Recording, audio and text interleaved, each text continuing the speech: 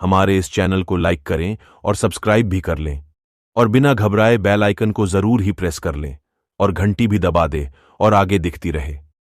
इस चैनल पर बिना घबराए दिल दहला देने वाली हॉरर स्टोरी और बिना घबराए देखते रहिए।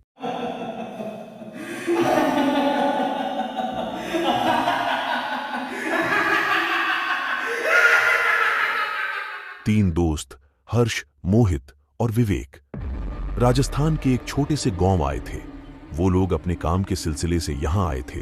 अपने कारोबार के लिए यहां फैक्ट्री डालना चाहते थे क्योंकि उस गांव में जमीन और मजदूर दोनों ही बहुत सस्ते थे। उस गांव में विवेक ने होटल सोलफुल में रुकने का इंतजाम किया था।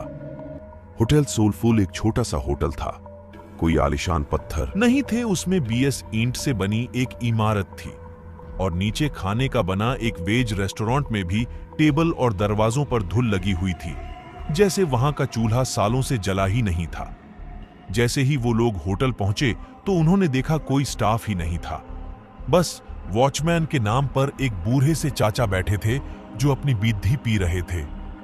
हर्ष और मोहित दोनों ही विवेक को डांटने लगे क्योंकि होटल बुक करने की जिम्मेदारी विवेक की थी और वो होटल बिल्कुल वीरान लग रहा था। उनकी बातों को सुनते हुए वो वॉचमैन चाचा हंसते हुए उन तीनों के पास आए और उनसे पूछने लगे कि क्या वो होटल में ही रुकने वाले हैं। उन तीनों ने सर हिलाकर हां कहा और चाचा जोर जोर से हंसने लगे। हंसते हंसते ही फिर उन्होंने चलना शुरू किया। कुछ गुनगुनाते हुए वहां से चले गए। उन तीनों ने वॉचमैन चाचा को पागल समझकर उनकी बातों पर ध्यान नहीं दिया।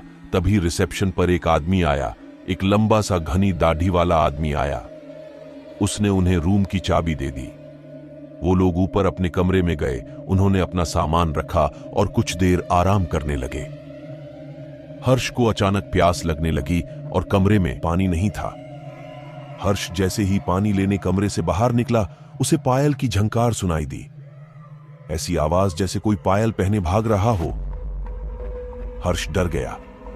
उसको ये बात बेहद अजीब लगी क्योंकि उसको होटल में कोई और नजर नहीं आ रहा था। अब उसके फ्लोर के लास्ट कोने से पायल की आवाज के साथ साथ एक लड्ढकी के हंसने की आवाज भी आने लगी थी। हर्ष उस एवज के जाने लगा था। का के रखा और हर्ष चीख पढ़ा। पीछे रिसेप्शनिस्ट पानी लेकर खड़ा था। हर्ष ने अपनी बौखलाहट में उस हर्ष को डांटा और पानी लेकर वापस अपने कमरे में चला गया।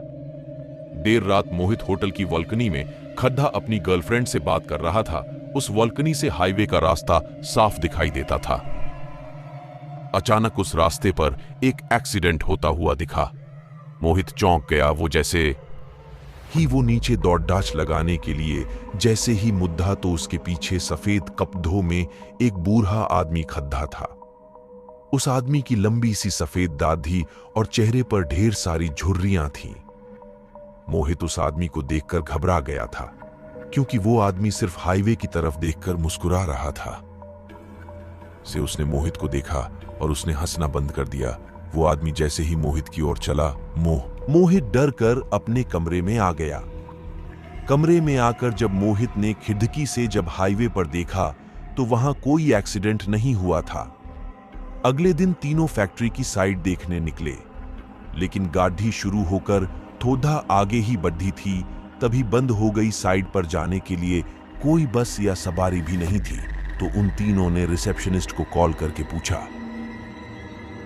उसके कहने पर एक मैकेनिक को बुलाया।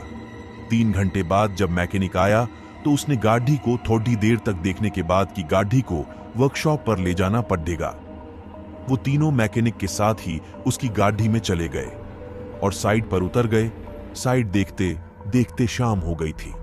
उनको मैकेनिक का कॉल आया कि उनकी गाड़ी पूरी तरह से बिगड़ चुकी है और वो कब तक बनेगी कहां नहीं जा सकता।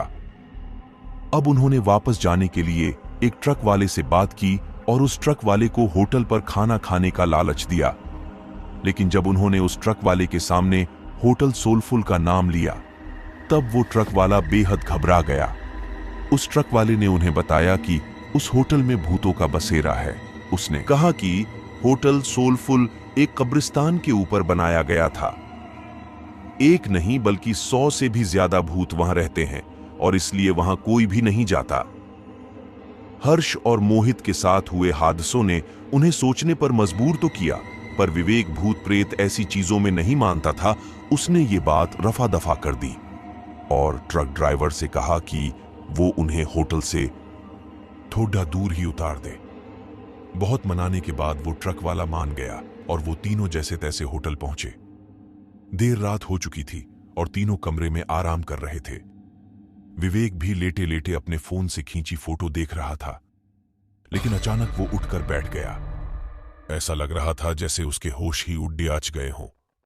उनकी तस्वीरों में उनके ही कमरे में बहुत सारे बच्चे दिखाई दे रहे थे। वो बच्चे शायद उस होटल में बसे भूत ही थे। विवेक का पूरा शरीर ठंडा पड्डी डीएच गया। उसने हर्ष और मोहित को जब फोटोज के बारे में बताया तो वो तीनों बहुत घबरा गए। वो उस होटल के रिसेप्शनिस्ट को ढूंढते हुए नीचे आए, लेकिन उस आदमी का नामो निशान ही नहीं था। वहां उन्हें वो बूढ़े चाचा बैठे हुए मिले। उन्होंने ये सब उस बूढ़े चाचा को बताया तो उस बूढ़े चाचा ने हंसते हुए कहा कि जब वो होटल के अंदर आए थे तो 4 आत्माएं तो उनकी गाड़ी के ऊपर बैठी हुई थी। उन्होंने बताया कि होटल सोलफुल में पिछले 20 साल से भूतों का बसेरा है। जब से होटल बना था तब से यहां के भूत होटल में आने वाले को जिंदा वापस जाने नहीं देते। किसी के एक्सीडेंट करा देते हैं तो किसी को आत्महत्या करने पर मजबूर कर देते हैं। फिर होटल की बालकनी की ओर इशारा करके बताया कि वहां देखो, वो सफेद कुर्ते में एक बूढ़ा आदमी खड़ा है। उस आदमी ने यहां होटल बनाने से मना करा था क्योंकि ये जगह कब्रिस्तान की थी, लेकिन कुछ महीनों बाद होटल के सामने वाली रोड पर एक्सीडेंट से उस आदमी की मौत हो गई थी और आखिर में उसने बताया कि उनकी गाड़ी ठीक नहीं होने वाली।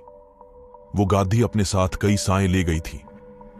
होटल में रहने वाले उन बच्चों की आत्माओं को वो गाड़ी पसंद आ गई थी और शायद इसीलिए वो तीनों अभी तक जिंदा भी थे। उस बूढ़े आदमी ने उन तीनों से अपनी जान बचाकर भागने को कहा। ये सब बातें सुनकर उन तीनों के पसीने छूट गए। उन्होंने फैसला किया कि वो तीनों अभी के अभी इस होटल से निकल जाएंगे।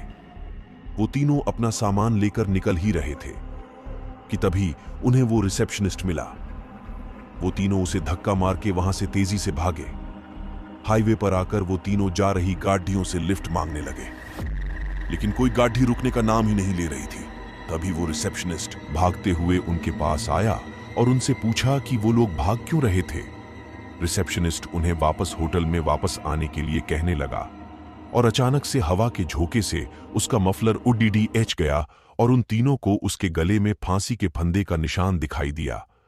उन तीनों के पैरों तले जमीन खिसक गई थी।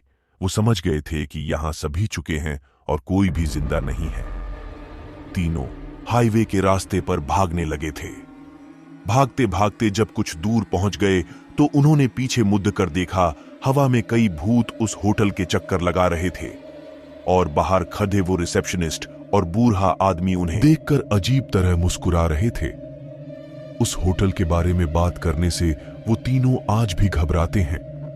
उनकी जान तो बच गई थी, पर जिंदगी भर के लिए उनके मन में डर बैठ गया था।